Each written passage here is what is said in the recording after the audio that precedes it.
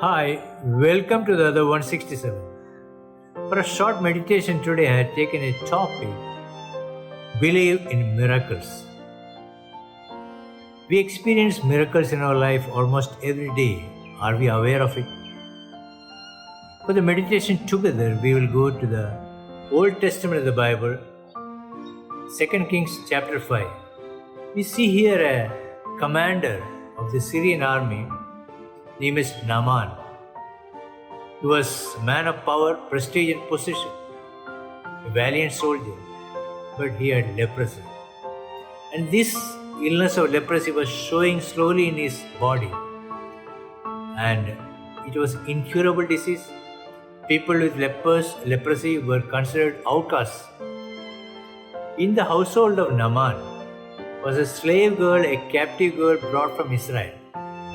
She goes and tells her mistress to inform the master that there is a prophet in Israel who could help.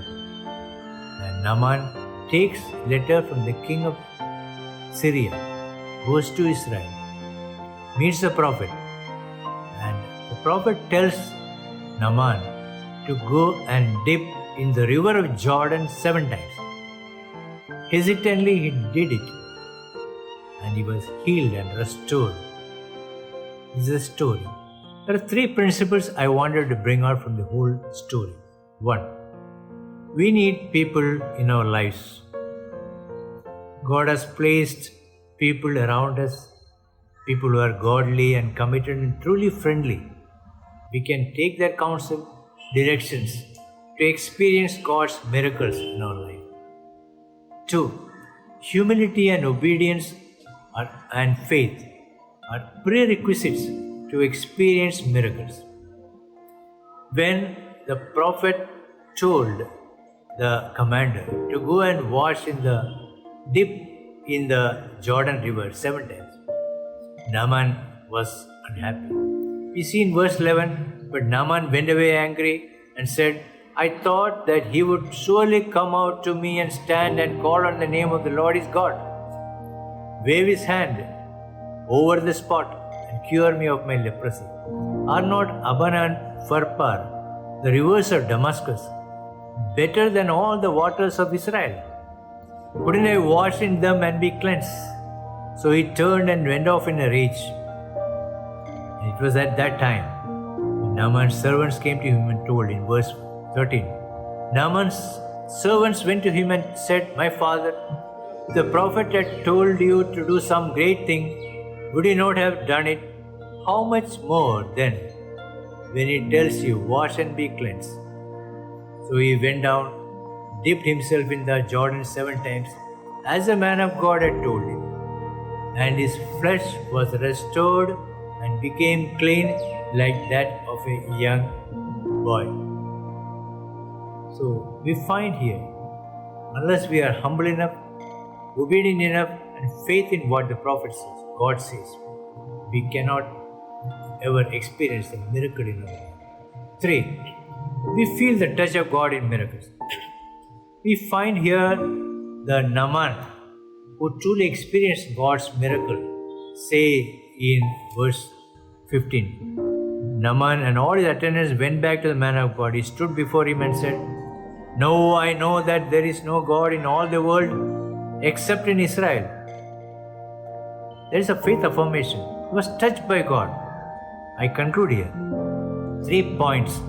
1. We need people in our life. God has placed them as agents. So let's hear their voice. God wants to act through them to bring deliverance and miracles in our life. 2. Humility, obedience, faith are prerequisites.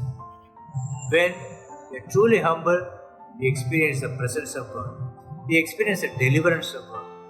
Naaman was not humble, but when he heeded to the voice of the prophet, he truly experienced the miracle in his life.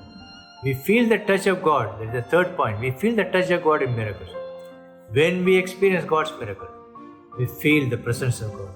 We will be truly changed and transformed because we experience very miracle very clearly is touched in our life. Prophet Isaiah says in chapter 59, "Surely the arm of the Lord is not too short to save, nor his ear too dull to hear." God hears our voice. He will save us. 43 chapter verse 2, "When you pass through the waters, I will be with you. When you pass through the rivers, they will not sweep over you. When you walk through the fire, you will not be burned. The flames will not set you ablaze." That's a promise. So let's cling on to God, who can save and deliver and perform miracles in our life. Let's be truly humble. Let's be truly obedient. Be people of faith, leaning and trusting in Him. And as we experience God's miracles, let's rejoice and give glory to Him. Walk in His ways, bring glory to His name. May God help us, bless us with these words. Thank you.